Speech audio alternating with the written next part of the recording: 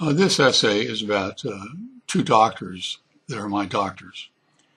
One doctor is Dr. Marchand, who is a cardiologist, and for the last half dozen or so years, he's treated me for some heart issues. I take a small little white pill every day, and I have not had any trouble with my heart or anything else. But I had to go in every 6 months to check up. And every time I go in to see Dr. Marchand, he checks me out, and then he always asks, and do you have any other questions?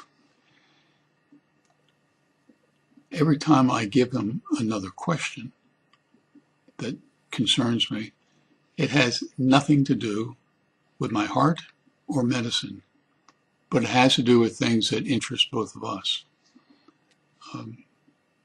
You go to my webpage and look under articles and then come up with the articles index page on the right-hand side about seeing the light. When I asked him one time about coming back from a trip to Myanmar and why I was so wound up, he told me I had seen the light, and I had to process what that meant in my life. And man, that was probably the best thing that any doctor has ever told me, because then I was forced to think about the change that had occurred because of that one single trip to Myanmar. But probably now about a month and a half, 2 months ago, I had to go see Dr. Cabello, who is a doctor in Munster, and I was having problems breathing, and he simply had to open my nasal airways so that I could breathe better. Simple surgery as far as he's concerned. And within a day or two after the surgery, I knew that I was much, much better because I could breathe. And but I had to get a checkup, and went into his office, told him that I was wasting his time and my time because I know the surgery was successful. He looked in my nose and said, "You're right." And then the next thing he says is, "How are you doing with your quest to interview the lady, Aung San Suu Kyi?" He's probably spent about 10 minutes talking about that. And then we talked about dancing with death, and that, that was a transformative experience for me to have faced death and successfully, led death on the dance floor, and I'm still alive and still functional.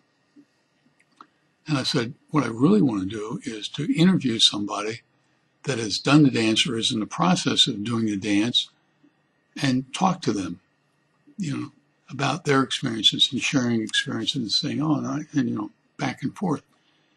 The problem I have is that I have come up with a list and written about all these people, probably 2 to 3 dozen different people that have done the dance successfully. And then a couple years later, decade later, some issue comes up, or the reenactment of the problem that they were first dancing with actually kills them. And so I would like to talk to somebody one-on-one about their experiences.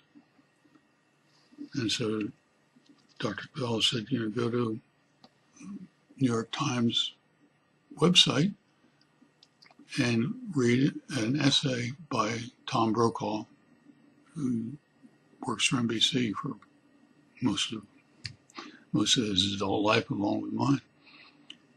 And Tom Brokaw was diagnosed a couple of years ago with multiple myeloma, and when I read his article, you could tell that he had done the dance, because he has multiple myeloma. It's like pancreatic cancer. If you get diagnosed, you have a small window of time left. And so he's dancing with death, And you can hear the change in his life by what he's describing in his essay in the New York Times.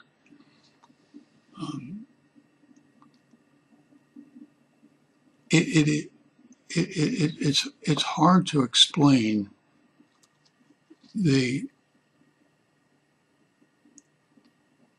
seems counterintuitive to say you dance with death and you come alive, but that is the truth. You go to my webpage and click on articles and then pull up that index page, and on the right-hand side, just scroll down under critical issues and look for Randy Pausch.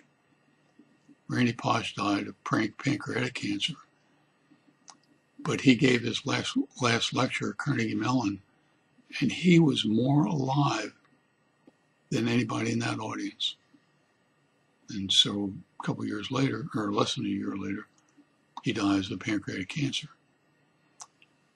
So he's a model for all of those people, including myself, who have done the dance.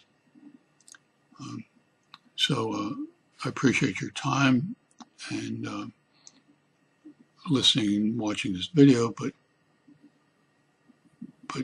read the essay that Tom Brokaw